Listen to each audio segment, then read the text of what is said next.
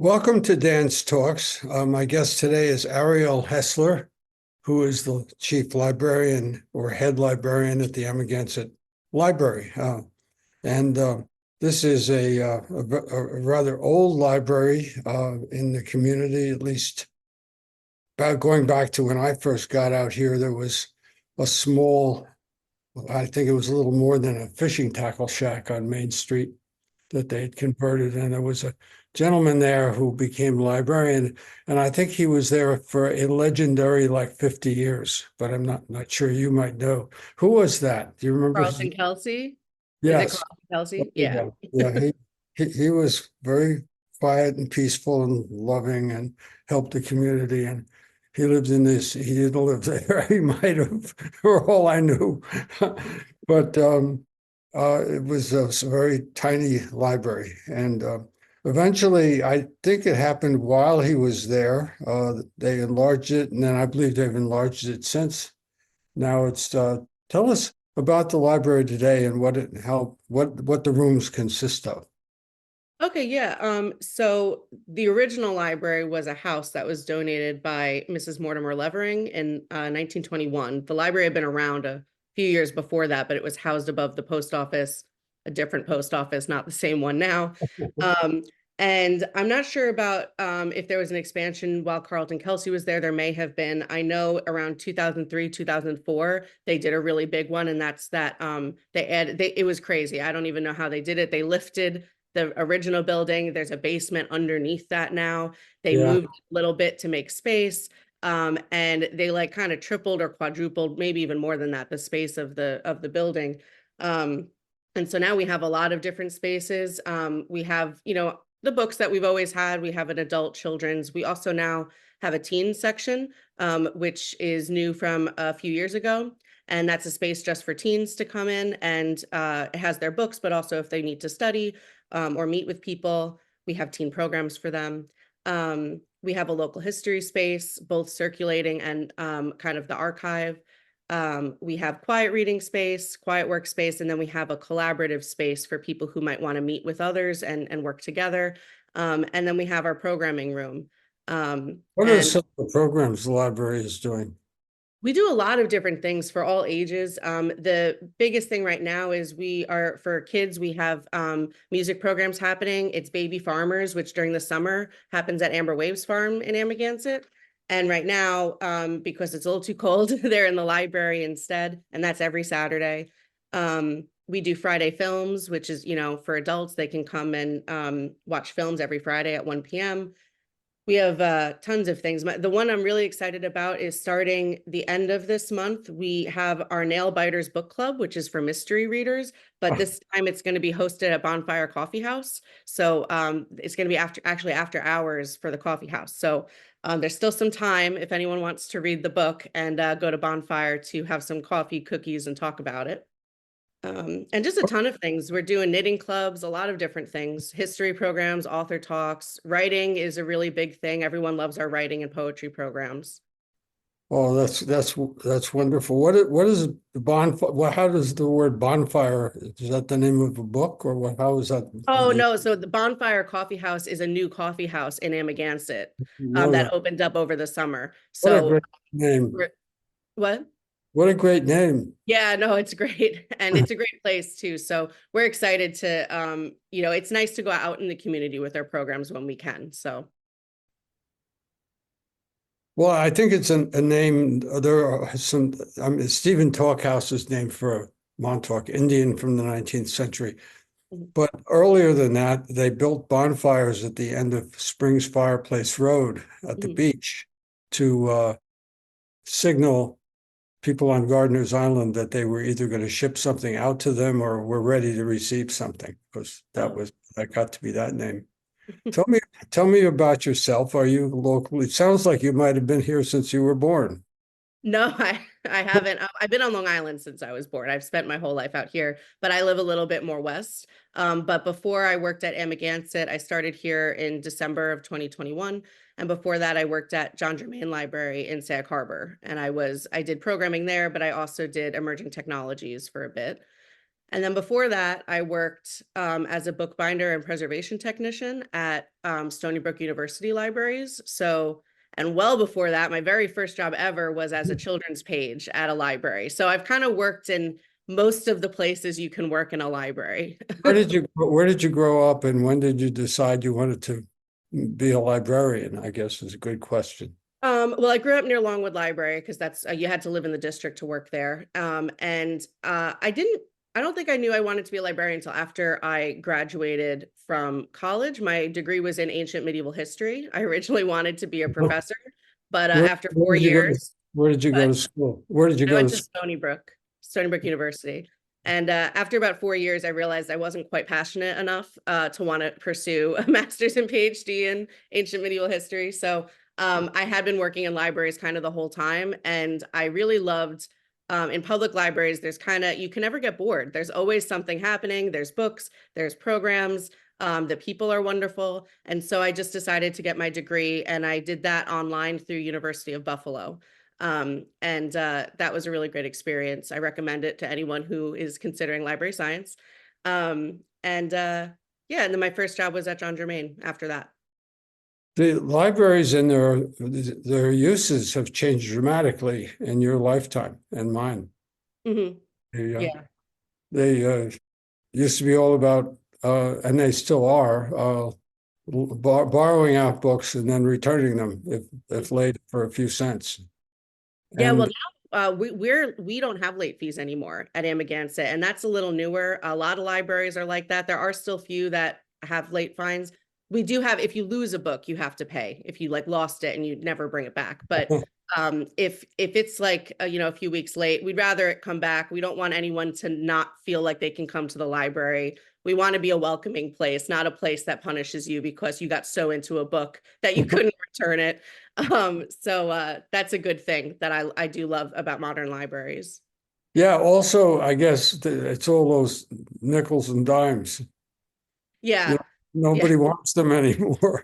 Well, that's true. Um, so so you were in John Jermain during the dramatic time, I guess, when Yeah, they I were. was there during the pandemic. Yeah. But before that, they were battling to build the library somewhere else in the park, I think, Oh, and I wasn't there then. That was after I was there after the renovation. oh So I was I guess lucky enough to not have to be there for those things. I was there when the library kind of had redone the physical space, but was trying to add to the staff too to provide more services. yeah, had they built that crazy back end? Yeah, that was already there when I started. Yeah. Well, you missed all the fun. We had Yeah. the crazy ladies living next door who were throwing bombs at the library and stuff like Oh, I didn't even know about all that. Yeah. That's an exaggeration. But um, anyway, tell me, for example, today is Monday, and I know it's a holiday, but tell me what's going on between now and next Monday in different aspects of programming and whatever is happening. Okay, just give me 1 second while I look at that because it's hard to memorize. So tomorrow we have pretty much every Tuesday we do a baby playtime parent meetup, and that's meant for our librarian, our children's librarian leads it. She's wonderful. Her name is Daima Leon, and it's for parents to come and kind of socialize with each other, but also to give kids who are too young for preschool yet to kind of be able to socialize and learn and play with the library's toys. Then on Wednesday, we have a knitting club at 1 o'clock, and that's run by a volunteer, but it is just a space for anyone who's knitting, crocheting, or really any type of yarn craft who might want to come work on things and talk with people, especially in the winter when we all want something to do. That's happening on Wednesday. And we also have a pajama story time and craft for our kids on Wednesday. What time? That is at 4 p.m. With Do they Diana. have to come in pajamas? I think they can come in pajamas and they can bring like their favorite stuffed animal, but they don't have to. Yeah. And then on Thursday, we have a New Beginnings writing workshop. I believe this is with, I just want to look up her name because there's a woman who people love that we hire for this. Yeah, Janet Pfeiffer. She does a lot of writing programs with us throughout the seasons, and it is at 10:30, and that's on Zoom. We have some in-person things. Actually, most of our things are in person, but we still do some things on Zoom for people who might not want to come to the library, but also it helps give us a little more variety. And then at 12 on Thursday, we have Healthy Start for the New Year, How to Boost Your Immunity in the Winter Months. And that's on Zoom as well. And that's a shared program. And I can kind of plug this. A lot of the East End libraries, they actually collaborate on health related programs that are usually on Thursday once a month at 12 on Zoom. So whatever library anyone's a part of on the East End, if you keep an eye out on your calendar, they've done cardio health, women's health. I think they did endometriosis once. They've done a lot of different things. I think they've done like stroke awareness, things like that. We have our Italian class that's ongoing. So it's kind of in the middle of it right now, but keep an eye out because at some point we're going to start it again. And that's with a wonderful volunteer, Salvatore Tucci. He does that for us. That's at 2 p.m. Friday, we have our 1 p.m. Friday films, which we have pretty much every Friday. And this week it's the Dallas Buyers Club. So is that shown on a screen or on? Yeah, we do it like on a big screen in our community room. Oh, And nice. we put out like popcorn and things like that. What's the name of it this week? That's this week. Sorry, what is it? What's the movie? Oh, it's the Dallas Buyers Club. It's rated R. Oh, yes. Oh, actually, no, I'm sorry. That's next week's. This week is The Big Sick, which is also rated R. But it's The Big Sick is this week. And then next week is the Dallas Buyers Club. And so then we're into the weekend. Yeah, so Saturday at 10:30, we have our, what I mentioned earlier, the Music is Fun Baby Farmers Winter Session. So that's just, we have Job Potter comes and he, for about a half hour, a little more, just plays some music for families with young children. And that's every Saturday at 10:30, pretty much probably until the weather gets better. And then at 3 p.m., we have another children's program. We have snow-themed story time and craft. So that's usually for, it's for children ages 4 to 9 with the parent. And then that's about it. After that, the only other thing I want to plug is on Mondays. It's just not happening today because of the holiday, but on Mondays we have Get Moving with Lisa Farbar. And that's our exercise program that we're doing right now. And we usually rotate between that. And then in the summer, we'll do like chair yoga and other things. How many people work at the library? How full time? We're a little bit under 10 people. Wow, Yeah. more than I would have thought. Yeah. Yeah. So we have 2 are part-time out of that though. Do you have a history collection there? We have a history collection. Yeah. We have one that circulates that's in its own little room. It's in the Hillman Reading Room. And then we have one that is our archive. And that's also where we'll have sometimes copies so that if one gets lost or goes missing, we have some backups. Are there any plans to expand the library in any way, or do you think this is it? It's sort of on a green here. Yeah, not right now that I'm aware of. We are kind of locked in our space right now because there's, we have the parking lot entrance on one side of us. And on the other side is it's owned by the neighboring building and it's their parking lot. So, so not yet, but maybe one day. Fingers crossed. Oh, so you sound like you really enjoy what you do. Yeah, it's really great. And where we are, Amagansett is such a wonderful community. And part of it is my staff. I can't take credit. Like I came into a library that had a wonderful staff and I've been there about 2 years and I'm just constantly being told by people how much they love the library, either because of my current staff or Carlton Kelsey. I still have people who come in who are maybe in their 30s who tell me that when they were a child, Carlton Kelsey made the library seem so magical for them. And it's great that I get to kind of reap the benefit of that by hopefully expanding the magic.